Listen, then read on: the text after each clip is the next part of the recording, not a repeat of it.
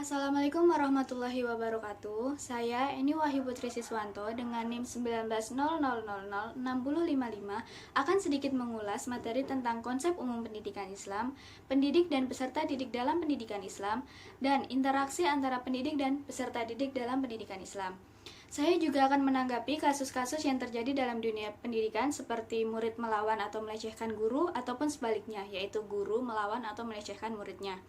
Dan yang terakhir, saya akan memberikan pendapat saya jika saya menjadi seorang pendidik, bagaimana pelaksanaan pembelajaran matematika dapat dilakukan agar efektif dan tidak terlepas dari nilai-nilai Islam. Yang pertama, saya akan menjelaskan konsep umum pendidikan Islam. Pendidikan Islam merupakan pendidikan yang upaya manusia dalam pengembangan jasmani dan rohani yang didasari oleh ilmu-ilmu Islam yang bersumber dari Al-Quran dan Al-Hadis. Pendidikan Islam berperan sebagai mediator dalam memasyarakatkan ajaran Islam. Melalui pendidikan Islam, manusia dapat memahami, menghayati, dan mengamalkan ajaran Islam sesuai dengan ketentuan Al-Quran dan Al-Sunnah.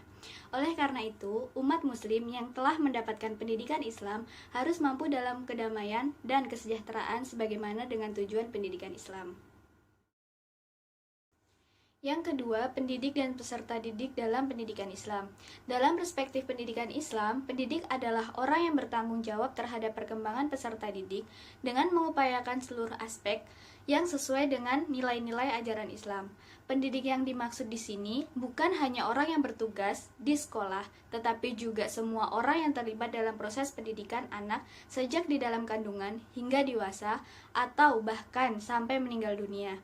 Pendidik harus memiliki sifat yang terdapat dalam Al-Quran seperti zuhud dan ikhlas, bersih lahir batin, pemaaf, sabar, dan lainnya.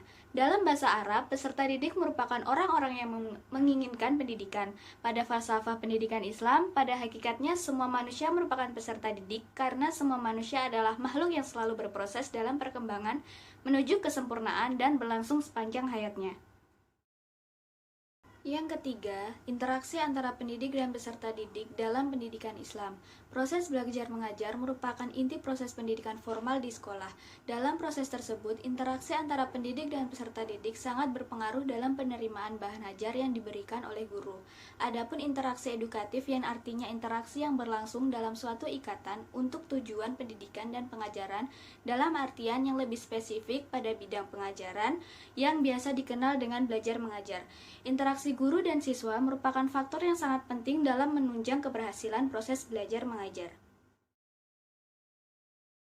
Dalam kasus murid melawan atau melecehkan guru, tentu hal ini merupakan suatu masalah dalam lingkungan sekolah.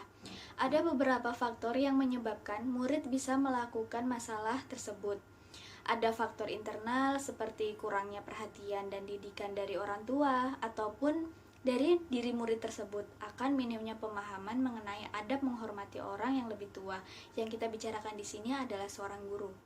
Faktor lainnya yaitu faktor eksternal seperti datang dari lingkungan bermain. Terkadang ada teman yang memiliki sifat yang melenceng dan secara tidak langsung pribadi murid tersebut mengikuti temannya, bahkan terkadang dengan mengikuti kebiasaan tersebut itu dianggap suatu hal yang keren di mata mereka. Pada kesimpulannya, kembali kepada pribadi murid tersebut, pentingnya memahami adab dan perilaku yang baik karena jika hanya dilihat dari kepandaian intelektual, itu tidak akan cukup dalam menilai kepribadian bahwa murid tersebut adalah murid yang luar biasa. Dalam kasus guru memukul atau melecehkan murid juga sesuatu hal yang sangat salah.